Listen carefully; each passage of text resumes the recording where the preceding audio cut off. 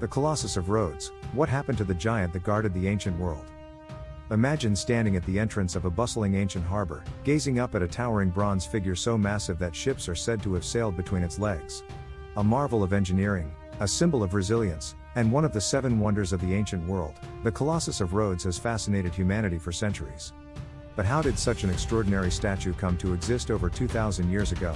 What was its true purpose, and where did it go? Was it really as gigantic as legends claim? And most importantly, what can it teach us about human ambition, innovation, and legacy? Today, we're diving into the story of the Colossus of Rhodes, unraveling the truth behind the myths, uncovering the science of its construction, and exploring its place in the grand tapestry of human history. The historical context, built from the ashes of victory. To understand the Colossus, we first need to step into the ancient world of the 3rd century BCE. Rhodes was a powerful Greek island city-state, strategically located in the eastern Mediterranean. Its prosperity and naval dominance made it a target for rival kingdoms. In 305 BCE, the Macedonian general Demetrius first launched a massive siege on Rhodes.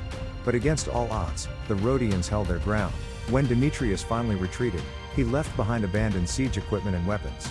The victorious Rhodians, proud of their resilience, decided to use the spoils of war to build a monument. A statue that would honor their patron god Helios, the sun god, and celebrate their defiance. Construction of the Colossus began around 292 BCE and took approximately 12 years to complete. It was designed by the sculptor Chares of Lindos, a student of Lysippos, who had once sculpted for Alexander the Great. How big was the Colossus really?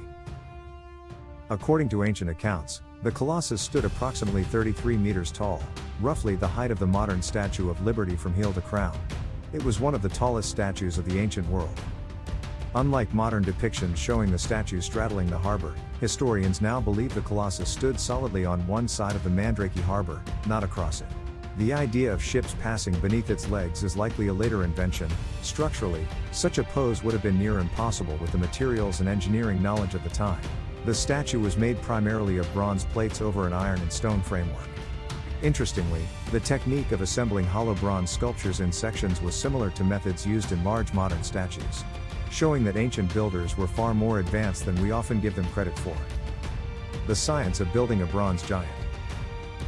Constructing a 33-meter-tall bronze statue was no small feat. The engineers used a framework of iron bars and stone blocks to support the bronze skin. Workers likely used earthen ramps to build the statue from the feet upward, embedding the structure into a gradually rising mound of dirt. Once the statue was complete, the mound would have been removed to reveal the final figure. The bronze plates were hammered into shape and riveted together, requiring exceptional craftsmanship. The logistics of lifting, shaping, and aligning such heavy components without cranes or modern machinery speaks volumes about the ingenuity of ancient Greek engineering. Interestingly, the reuse of bronze from siege weapons was not just symbolic, it was practical. Recycling metal was labor-intensive, but it made the construction financially feasible and turned tools of destruction into a symbol of peace and triumph. The fall of the Colossus. Sadly, the Colossus did not stand for long. In 226 BCE, just 56 years after its completion, a massive earthquake struck Rhodes. The statue broke at the knees and collapsed. According to historian Strabo, it lay on the ground for centuries, still impressive even in ruin.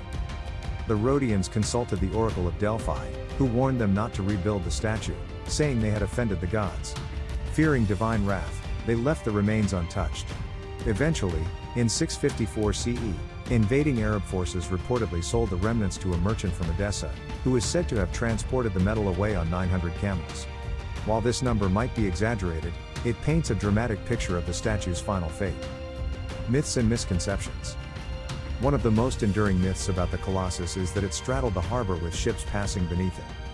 While popularized in art and media, there's no archaeological or historical evidence to support this image. Such a stance would have required an unimaginable span and support system for the time, one that even modern engineers would struggle with using bronze. Another misconception is that the Colossus was a lighthouse, similar to the Lighthouse of Alexandria. While it may have symbolically guided sailors, there's no record of it being used for navigation. And finally, many believe the Colossus was melted down soon after it fell. In reality, it remained a collapsed monument for over 800 years before reportedly being dismantled. The legacy of the Colossus. Though it stood for just over half a century, the Colossus of Rhodes became a lasting symbol of unity, creativity, and resilience. It inspired countless works of art and literature and continues to be a metaphor for massive ambition and national pride. Its influence even echoes in modern times. The Statue of Liberty, gifted by France to the United States, was explicitly designed to evoke the spirit of the ancient Colossus, standing as a beacon of hope and freedom. From an engineering standpoint, the Colossus demonstrated what human hands could accomplish when driven by purpose. For historians and archaeologists, it remains a symbol of what we've lost and what we still seek to understand. Fun facts to impress your friends.